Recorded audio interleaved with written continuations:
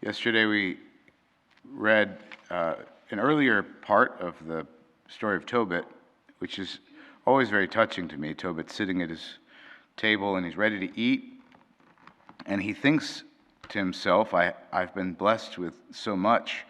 I need to share this with some of my kinsmen who are poor. Remember, the Jews are in exile here, right? They're not in Israel. They're in exile. I can't quite remember where they're in exile. They've been kicked out of their own country so many times. But he's in exile, and that means that not only he, who is probably a man of great standing in Israel, himself has been financially and socially deprived of the status that he was used to. Nevertheless, plates of vegetables and spices and things are set before him, and he thinks, I need to share this with some of my brethren who are here in this exile country, who don't have as much as I have. So he sends his son out to go and to find somebody who can come in and share the food with him. And when he does that, the son comes back and reports that he had found one of the kinsmen he'd been murdered and left unburied. And burial is very important, right? Burial is very, very important. This custom today of burning bodies after death, to discard them as if we're done with them, is not a Christian activity, because it's also not a Jewish activity. Tobit takes his life into his hands by going through this pagan culture to find this slain brethren and bring him back to bury him as those who hope in the resurrection do. Right? And he's taking his life into his hands because this culture is an evil pagan culture, and they burn their bodies because, again, they have this materialistic sense of things. They don't have an eschatological sense. They don't have an anticipation of the hope of the resurrection, and so they just, when the body's done, we're done with it. They burn it, discard it. Right? So Tobit's neighbors mock him and say, "Didn't you just get into trouble for burying the dead, because this is a Jewish thing that you guys do that's sacred to you, and you're here in exile, you're supposed to be doing what we do, you're taking your life into your hands again." And you think to yourself, you look at that and you're like, man, that dude is awesome. I mean, if I were to judge Tobit from this reading, I'd be like, man, that guy is awesome. Surely he's a good guy. When he dies, he's definitely going to go to heaven, right? But what we see in the second section of the reading that we read today was that Tobit is an incredibly proud man, incredibly prideful man. He when his wife brings home a goat that she earned by her own doggone work, he wouldn't believe her that she didn't steal it. And because he's too proud to take the charity and the generosity of others, a charity that he was willing to share with his own kinsmen who were misfortunate, right? That's the sign of an insidious pride, right? If you're willing to extend a generosity to somebody but are unwilling to receive it yourself when it's appropriate, that's arrogance. That's a demonic arrogance. It's really dangerous, because it seems to us, we cover it over with our own generosity. It seems to us that we're good. We're doing this, right? But if we can't receive it ourselves, then we're in big trouble. Why? Because when you look at that in the most important sense, the most important place where that happens, it's receiving mercy from God. We might say to ourselves, I'm good, I'm doing well because I'm merciful to others. But then you hate yourself, or you fail to forgive yourself, or you fail to be generous and kind to yourself, not because you deserve it or because you're doing it for yourself, but because God is lavishing this mercy upon you. The only thing that we need to do to receive God's mercy and His forgiveness is just open ourselves up, because it's always there. It's like the air around us. But we harden ourselves to it out of a pride, even though we're willing on the surface in a superficial way to extend that to others. And this is what we see at Tobit. And his wife has that wonderful chastisement.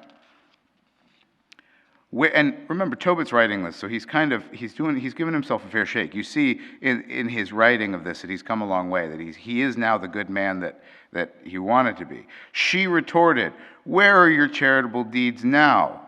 Where are your virtuous acts? See, your true character is finally showing itself." Our true character comes out not when times are good. And Tobit's sitting at home and he's got all his food in front of him and his family's around him. And he says in this self-righteous kind of way, "Son, go and find the poor and bring them in." Right? In this very condescending kind of way. Now, it's not necessarily the way Tobit did it, but deep down, that's what was happening. So God needed to bring that deep down to the surface so that he could address it. So that he could see his maliciousness. He could see his rot that was buried so deep that layer upon layer of good, well-disciplined human being covered it up and couldn't be seen. Because if we look at the progression here, Tobit does a really, really wonderful thing. Then God blinds him. And you're like, is that what he gets for doing good? The answer to that question is yes, that's exactly what he gets for doing good.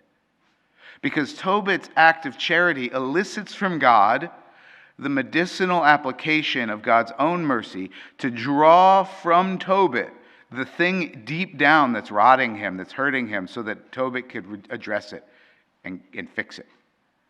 So God blinds him so that after 4 years of sort of patience, because again, Tobit's a good man, he lasts 4 years being patient with his blindness until his poverty, which his pride is ashamed of, his wife's success in having to earn for the family, right? His own self-pity, all kind of coalesces into this outburst against his wife. And he says, you thief. And she says, there you are. That's your true character. We can only ever really find our true character in times of struggle, of suffering.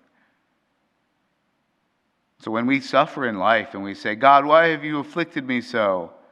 Listen to him say, because I love Job. Why have you afflicted me so? Because I love Tobit. Why have you afflicted me so?